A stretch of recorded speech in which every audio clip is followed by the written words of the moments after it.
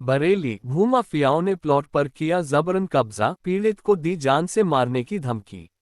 बरेली, 25 मई 2025, शहर के गुलमोहर पार्क इलाके में एक बार फिर भूमाफियाओं की दबंगई सामने आई है।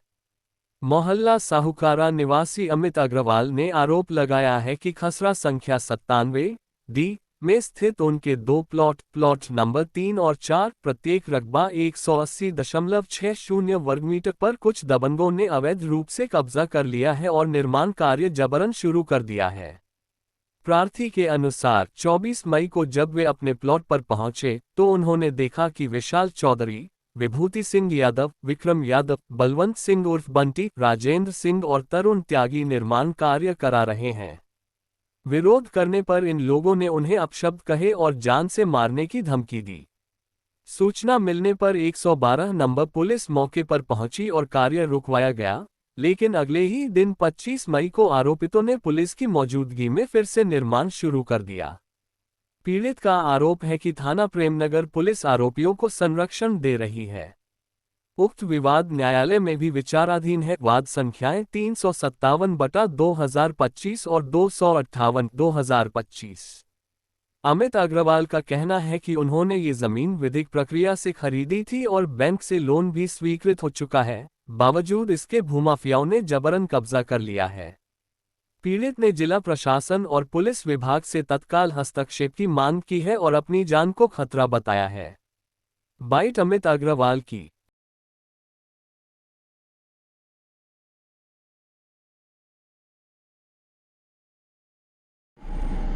मेरे पास न्यायालय के कागज भी हैं, प्रॉपर्टी के सारे कागज भी हैं, मेरे पास हर चीज क्लियर है। उसके बावजूद भी प्रेमनगर थाना मेरी नहीं सुन रहा है। ये इसके स्टे ऑर्डर भी हैं, सारे केसेस भी हैं।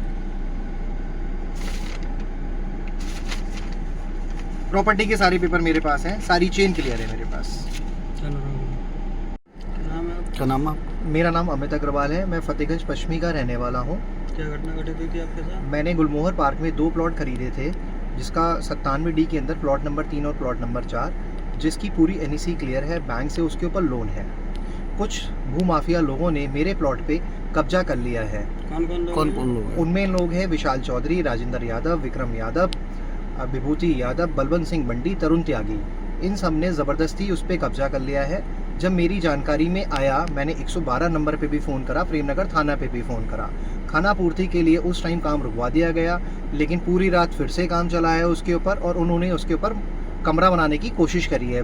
बाउंड्री ऊंची कर दी है, गेट लगा दिया है, सब काम कर दिए गए हैं। इसके अलावा कहीं और शिकायत वगैरह की थी? हाँ, हमने न्यायालय में इसके ऊपर हमारा केस विचाराधीन है, न्यायालय में चल रहा है। न्यायालय की अवहेलना करी है और जब हमें दोबारा पता लगा इन लोगों ने काम करा है, हम गए।